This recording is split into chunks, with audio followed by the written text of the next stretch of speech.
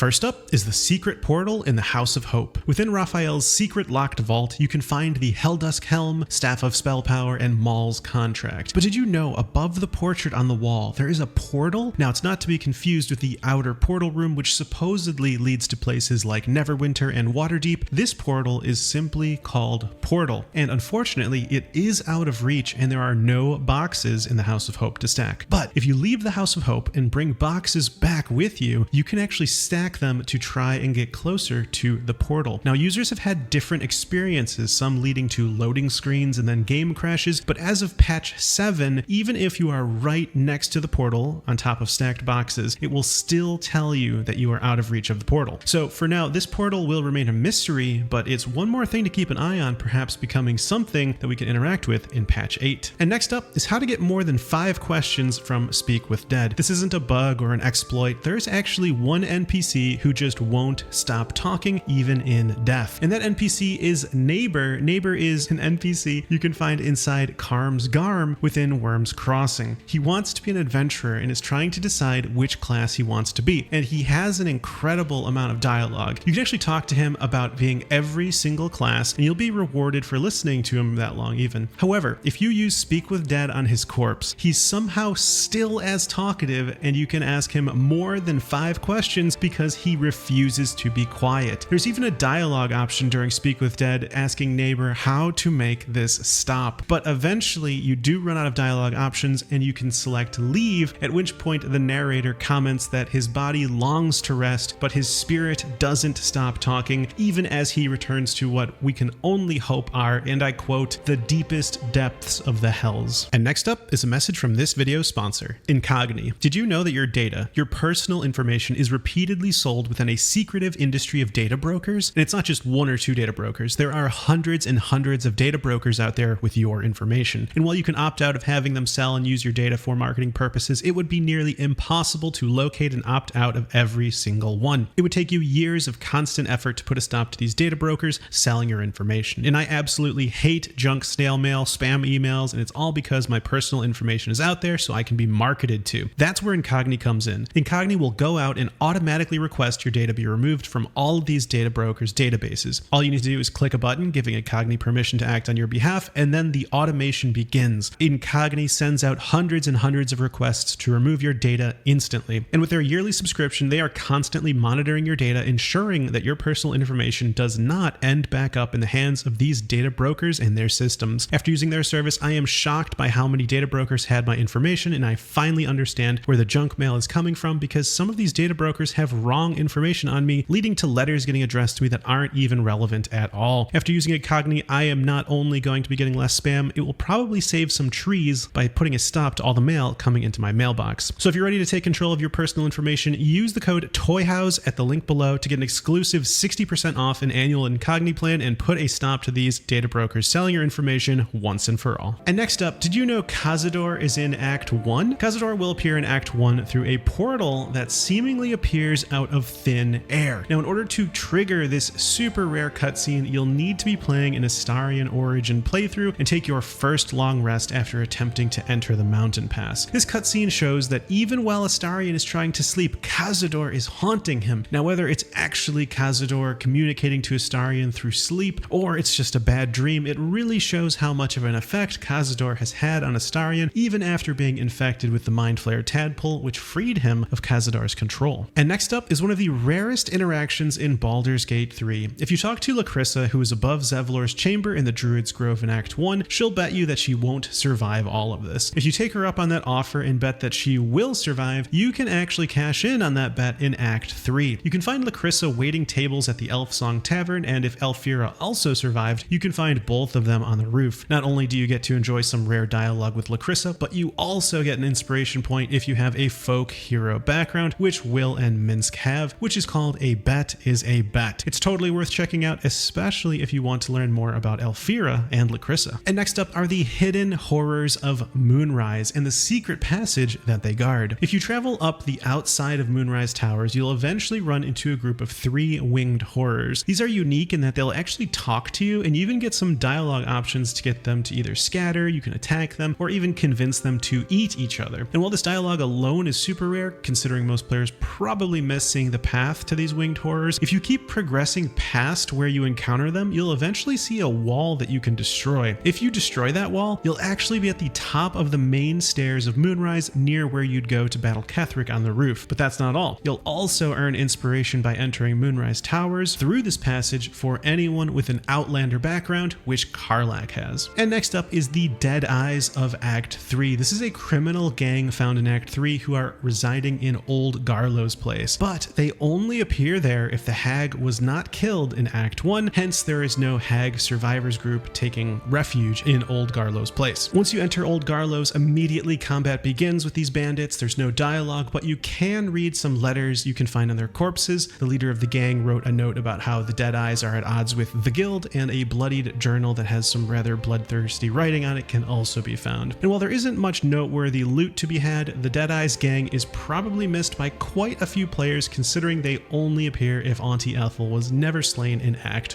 1. And next up is Boss Friol, the NPC most players miss. Boss Friol is the leader of the Zhentarim, and probably most players never see her. And that's because Boss Friol only appears if Roa Moonglow is slain during Act 1 or Act 2. If you do slay Roa Moonglow, then when you find the Stone Lord in the abandoned cistern, you'll see Friol for the first time in a cinematic where she is accepting payment to turn on the guild. Then later, when you return to the guild hall, you'll encounter Boss Friol once again, and you can choose to either side with her or the guild. And if you side with her when the Zhentarim are going to battle, you can later even talk to Boss Friol about her plans, and she'll even offer to join you in the final fight. And next up is a hidden dialogue that most players probably miss. Hidden within the Morphic Pool are the Drycelis sisters, two dragonborn smugglers who are overwhelmed by intellect devourers. If you use Speak with Dead on Listelia, she will explain that the teddy bear that she carries belongs to her sister, and that they always take it with them when doing jobs since it's their good luck charm. If you then take the teddy bear from her corpse and bring it to her sister, who is also in the Morphic Pool behind a locked door, and put it on her corpse, you will actually unlock hidden dialogue between your party members and your Tav. I tested this, and Shadowheart will comment how they fought hard till the end, and Tav will say they didn't deserve this and it's another reason to defeat the Netherbrain. And next up is the Orb of Infernal Visioning. This orb is found within the Devil's Fee in Act 3. By clicking on it the first time you encounter it, you can actually see Raphael looking at you, apparently seeing you through it as you look at him. But if you enter the House of Hope and slay Raphael and then return to the Orb of Infernal Visioning, you'll actually see something different. You'll see a broken and bloodied Raphael dangling above Mephistopheles, who is preparing to devour him. Now this suggests that this orb truly does allow some form of sight into another very real realm, and it sheds light onto what possibly happens to Raphael after you defeat him. And next up are the secrets of the Szarr Palace, probably one of the most mysterious places in Baldur's Gate 3. There are so many secret areas, hidden loot, and unsolved puzzles within this palace. In the attic, you can find letters written by Amanita Szarr, the niece of Cazador, and how she learned about her family's history as vampires. In that same attic, you can also find a silver key, which unlocks a cellar door leading to the infamous dungeon, which previously had an unsolvable puzzle. After patch 5, now there's just a treasure chest containing treasure there. Also within Cazador's dungeon, you can find the very rare Pellar Sun Blade, and also the skeleton of a massive creature, perhaps that lived within the Tourmaline depths at some point. And there's even a secret passage leading to the lower city sewers called the Gloomy Ascent, where you can find Lorna Esthelion, an elf woman who is waiting for her date, who she describes as looking shockingly similar to Astarion. No doubt this passageway was used to lure victims directly into Cazador's dungeon, and although we don't have all the answers to the Szarr Palace, it remains as one of the places in Baldur's Gate 3 that has created the most questions and curiosity from players. And next up is how to kill Grym with just a torch. I saw a very interesting Reddit thread about how you can just throw torches at Grym to kill him, and it's an easy way to win the fight, supposedly. So I decided to put it to the test. I created an Eldritch Knight thrower so that we can bind the torch and it returns to us after being thrown, and I was ready to test it. Torches gain the burning condition when they are equipped as a weapon, and supposedly any fire damage can cause the superheated condition on Grym, which makes it vulnerable to bludgeoning damage. After placing the mold and mithril into the forge, I stood at the top of the ledge and shot an arrow at the lava valve to start the fight. Now obviously the fight is much easier from up here already, but after waiting for Superheated to wear off, I threw my torch to put this to the test and was immediately surprised to see that not only did Grym not take any bludgeoning damage or fire damage, instead I took fire damage. Apparently there is a bug where if you throw a burning weapon, the thrower takes the burning damage, not the target. So great, the torch method definitely does not work. But in that very same Reddit thread, users also claimed that any fire damage can cause the superheated condition, which makes Grym vulnerable to bludgeoning. And since when I threw it, I was taking the fire damage, we still had to try to use some fire damage on Grym. So I brought a Gale with me to cast Firebolt, and it turns out Grym is actually completely immune to fire damage. So he can't become superheated from any fire damage, it's only coming from lava. So this Reddit thread is failing pretty hard until I see a comment by Intentional mentioning that their favorite method to defeat Grym is using Minor Illusion to lure Grym under the hammer. So I cast Minor Illusion on the opposite edge as Grym. He chased it and was left perfectly positioned under the hammer. Then all it takes is a shot from a bow on the forge level and bam, massive damage. Grym will wander back under you, becoming superheated again by the lava, and then you can just rinse and repeat. And so while the torch method definitely does not work, and neither does any fire damage cause superheated, just lava, it seems that Minor Illusion from the cliff is a pretty cool way to cheese the Grym fight. And next up is a hidden interaction if you are a Cleric of Lolth as a Lolth-sworn drow and you try to take Falar Luve in the Underdark by following the ritual. Now, not only do you get advantage on the religion check to understand if there is a ritual to the blade, if you follow through and perform said ritual, you will actually get special dialogue of the narrator saying that Lolth is warning you for performing the ritual of Aelestray. You feel spiders crawling down your spine, and Falar Luve itself will actually glow red with the symbol of Lolth. Now, there's no actual real negative consequence of doing this, so it is worth doing just to see this special hidden interaction. And doing so also awards the Last Rites of the Dark Dancer inspiration for anyone with an Acolyte background, which includes Shadowheart. And it's worth mentioning, if you try to disguise as a Lolth-sworn drow, surprisingly, it does not let you experience this cutscene. Even if you are a Cleric of Lolth, you actually have to truly be one. You can't disguise. And next up is probably one of the rarest hidden treasures in Baldur's Gate 3. Now in Act 3, there is a buried chest that does not trigger a survival check at all. So to find it, you literally would just need to spam using your shovel over and over, guessing where it might be. However, the chest has been found and is located right on the northeast side of Sorceress Sundries in a small grassy alley. The chest itself contains a few very rare items, including a scroll of eyebite, a scroll of seeming, an elixir of fire resistance, diluted oil of sharpness, and an oil of divination. And next up are 3 hidden spells that most players miss. These spells are Power Word Ruin, a level 9 transmutation spell which deals a total of 150 to 300 force damage by speaking a word of disaster into the Galarian Weave, calling forth 3 beams of pure destruction that each deal 50 to 100 force damage. There's also Form Sculpt Tresem, a level 9 transmutation spell which rearranges a creature's very being into the image of Gale's darling pet Tara, and Divine Revelry, a level 9 enchantment spell which conjures forth a barrel of Shadowdark Ale from the yawning portal and spreads an irresistible dance across all nearby creatures. These incredibly powerful spells can only be acquired during a Gale Origin playthrough when you acquire the Annals of Karsus, confront Mystra at the Stormshore Tabernacle, and after defeating the Netherbrain, choose the correct dialogue option when facing Mystra. Then in the epilogue, you will return to Faerun as God Gale with these 3 spells available. And next up is a new trader trick in patch 7. If you didn't like the Warlock Pact weapon trick or the Rune Powder Barrel trick in my last video, then you might like this one. By trying to use a water barrel while shapeshifted as a druid, you can essentially bind the water barrel to your character exactly like the Rune Powder Barrel gets bound, and infinitely barter the value of the water barrel for infinite value. All you have to do is have a druid and a water barrel, and then try to use the water barrel while shapeshifted, and when you try to sell it, it will not ever go into the trader's inventory. What I like about this method is that there is always a water barrel located at the waypoint in the Selûnite outpost in the Underdark, so it's very easy to do this early on. And I would say that this method is much more tedious since the value of the water barrel is literally 3 gold compared to a Rune Powder Barrel, which is over 1,000. So this is a method you can use almost immediately to get gold fast, but the Rune Powder Barrel will give you more bang for your buck, so to speak. And next up is a super unique fight you can find within the Act 3 graveyard in Baldur's Gate. By failing the deception roll with Bug Thimble after digging up a grave, you can find yourself in combat with Bug Thimble, but also 4 Kobold holes that have the condition Open Warrens. This causes a Kobold Scout to emerge from the Kobold hole each turn. This fight is somewhat similar to the fight outside Balthazar's room in the Gauntlet of Szarr, where Dark Justiciars continue to spawn unless you destroy the Umbral Tremors, but you can disable these Kobold holes simply by standing on top of them or blocking them in some way, which gives them the condition Closed Warrens. It's a pretty cool, unique fight that most players probably haven't encountered, and you also get a cool sword after looting Bug Thimble's corpse called Kerwin's Cauterizer. And next up is a group of characters that most players miss. Vatas, Kivek, Kavel, Zay, and Rai. These characters are tieflings that only appear during the end of Act 1 party if you saved the grove, but also knocked out all the tieflings that should show up at your camp, such as Danis, Icaron, Lakrissa, Gooks, and Bex. These characters are super rare since most players aren't going to be going around knocking out the tieflings right before the end of Act 1, and it's amazing that there are so many of these stand-in characters. They have their own unique voice lines that are different from the tieflings that they replace, and of course they look different as well, and while you don't gain anything by interacting with them, besides Zay, which actually does offer you some very secret inspiration, it is very cool that they all can exist. And next up is how to triple your movement speed. To do this, all you have to do is use dash, enter turn-based mode, and then dash again, and then enter combat. You'll have triple your usual movement speed. You can use dash once again once you're in combat, and you won't lose any actions by doing this, so there's really no downside. A great time to do this is right before you know combat's about to begin, and it can really help you, especially if you're a melee character. You can also throw in disengage before you enter turn-based mode in order to allow yourself to move around without provoking opportunity attacks. Definitely a really neat trick if you know combat is coming and you want to prepare.